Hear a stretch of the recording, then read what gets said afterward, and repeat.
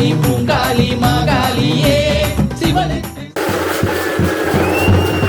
வணக்கம். வேலூர் மாவட்டம் புகழ் கிங்கினியம்மன் கோவிலில் பார்த்தீங்கன்னா இன்னைக்கு பிரசித்தி பெற்ற திருவிழா நடந்துட்டு இருக்கு.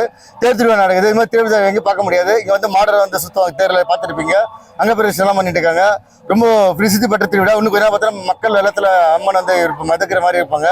அங்கே ஃபுல் அண்ட் ஃபுல்லாக பார்க்கலாம். ஸ்கிப் பண்ணாமல் ஸ்ரீசக்கர பக்தி சேனலை ஃபாலோ பண்ணிக்கோங்க.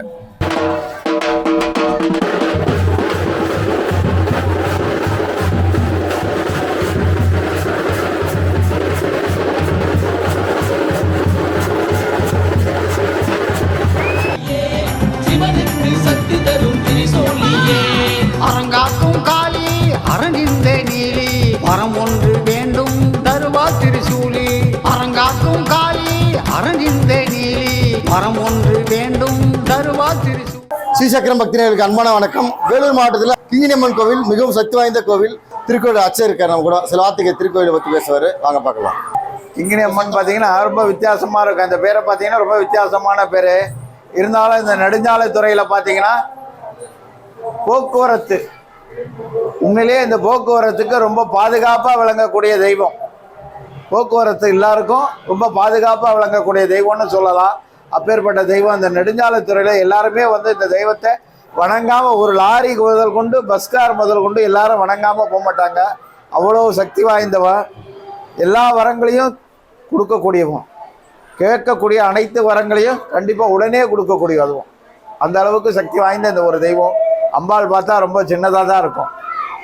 மூர்த்தி சின்னதாக இருந்தாலும் கீர்த்தி ரொம்ப பெருசு அப்படின்னு சொல்லுவாங்க. மூர்த்தி சின்னதாக இருந்தாலும் கீர்த்தி பெருசு. அந்த மாதிரி இவருடைய வரங்கள் வந்து ரொம்ப சிறப்பான வகையில் நல்லபடியாக இருக்கும். இந்த மாடு அவங்களுக்கு வந்து அந்த மாடுக்கு வந்து ஏதாவது நோய் வாய்கள் படாமல் இருக்கிறதுக்கோ அதுங்களுக்கு வந்து எதனா இருந்தாலும் உடனே நீங்கிடும். நல்லபடியாக அதுங்க வந்து பால் கறக்கும் பசுமாடாக இருந்தால். இந்த கோயிலோட சிறப்பு பார்த்தீங்கன்னா எப்படியோ போகிற பஸ், லாரி, வேனு எல்லா போக்குவரத்து வண்டி பார்த்தீங்கன்னா அம்மா வாங்கிட்டு போகிறாங்க. ஆமாங்க. வேண்டி போகும்போது எல்லாமே சக்ஸஸ்ஃபுல்லாக நடக்குதுன்னு சொல்லிட்டு ஒரு நம்பிக்கையோடு பண்ணுறாங்க. அதை பற்றி சில வார்த்தை சொல்லுங்கள். அவங்களுக்கு அந்த ஒரு அதாவது முன்னாடி இந்த ஹைவேஸ் வந்து ரொம்ப சின்னதாக இருந்தது. எல்லாருக்கும் தெரிஞ்சது தான் விஷயம். அது வந்து 2 ரோடு தான். அதுக்கப்புறம் அவர் நாளடைவில் நிறையா இந்த ரோட்டில் எங்கே பார்த்தாலும் அதிகமான ஆக்சிடெண்ட் ஆகுங்க. இவளை வணங்கிட்டு இந்த பக்கம் போகும்போது இந்த பெங்களூர் டு சென்னை வரலையும் வணங்கிட்டு போனால் அவங்களுக்கு எந்த விதமான இடைஞ்சல்கள் ஏற்படுறதே கிடையாது. விபத்துகளை தடுக்கிறாங்க. அம்மன் விபத்துகள் கண்டிப்பாக தடுக்கிறாங்க.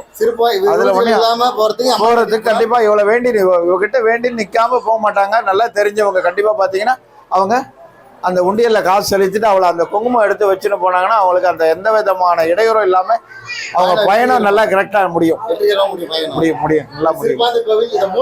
அழகா இருப்பாங்க. சின்னதா இருந்தாலும் பாக்கிறதுக்கு வந்து கண்ணுல அப்படி நிக்கிற மாதிரி இருக்கு சாமி. கண்டிப்பா இந்த NH கண்டிப்பா விசிட் பண்ணுங்க. திருவிழா பார்க்க வரோம். தேர் இருக்கு, அதெல்லாம் பார்க்கலாம். வாங்க. நன்றி. நல்லது.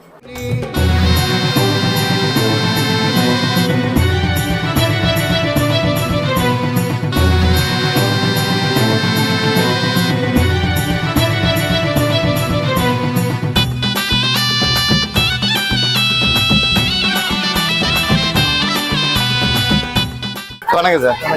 திருவிழா வந்து ரொம்ப பிரசித்தி பெற்று நடந்துருக்கு. திருவிழா பற்றி சில வார்த்தைகள் சொல்லுங்க. இது வருஷம் வருஷம் எங்கள் ஊரில் நடக்கிற ஒரு திருவிழா இது. இதுக்கு எங்கள் ஊரில் சுற்றுச்சூழல் உள்ள மக்கள் எல்லாரும் வந்து அவங்க வேண்டுதலுக்கு இணங்க இங்கே வந்துட்டு வருஷம் வருஷம் இந்த அம்மனை வேண்டிக்கிட்டு சில அவங்க வேண்டுதல்கள் நிறைவேற்றுவாங்க. அதன் பிறகு வந்து வாகனங்கள் முக்கியமாக வந்துட்டு வாகனங்கள் போக்குவரத்து இருக்கும்போது இங்கே துணையில் தண்ணி வருது, நீர் ஊற்று வருது. அதிலேருந்து எடுத்து பண்ணோம்னா அப்போ வந்து வண்டிகளுக்கோ இல்லை ஆளுங்களுக்கோ மனுஷாளுக்கோ இல்லை வாகனங்களுக்கோ எதுக்கோ ஒரு கெடுதல் நடக்காது அப்படின்ற ஒரு ஐதீகம். அது நாங்களே எல்லாரும் பின்பற்றோம். அதனால் இந்த அம்மனை தரிசிக்கிட்டு எங்கள் ஊரில் வெளியூர்களெல்லாம் வந்து ஆட்கள்லாம் வந்துட்டு எல்லாரும் வந்து இந்த அம்மனை தரிசிக்கிறாங்க, பிரார்த்தனை பண்ணி பிரார்த்தனைகள் நிறைவேற்றாங்க. நன்றி, வணக்கம். எல்லா ஊர்லயும் பார்த்தீங்கன்னா அம்மன் வந்து தூக்கிட்டு வரும்போது தண்ணி ஊற்றுவாங்க. தேருக்கு தண்ணி ஊற்றுறீங்க, அதை பற்றி சில வார்த்தை சொல்லுங்க. தேருக்கு தண்ணி ஊற்றுறதுன்னா ஒவ்வொரு வீட்லேயும் இது இந்த அம்மனுக்குன்னு தனியாக நாங்கள் வீட்டில் வச்சு அந்த நீர் வச்சுட்டு நாங்கள் பூஜை செய்து அங்கேருந்து எடுத்துன்னு வந்து குடும்பத்தோடு வந்து இந்த அம்மனுக்கு வந்து நாங்கள் சாப்பிடுவோம். தேருக்கு எல்லாமே வித்தியாசமா இருக்குது. இது கூட பானையில் இதெல்லாம் பாரம்பரியமாக நடத்துறது. இதெல்லாம் எங்களோட பாரம்பரியம். ஆதி காலம் முதல் செய்கிறாங்க. அதே நாங்கள் பின்பற்றி வரோம். அப்படி எங்களுக்கு இந்த அம்மன் மேலே ஒரு நம்பிக்கை. அதனால் வந்துட்டு இந்த மாவிளக்கு செய்கிறது, பூ மாலை சாட்டுறது, அம்மனுக்கு நீர் வந்துட்டு புனித நீர் ஆட்டுறது, இதெல்லாம் எங்களுடைய பாரம்பரியம். ரொம்ப நன்றிங்க. நன்றிங்க. வணக்கம்.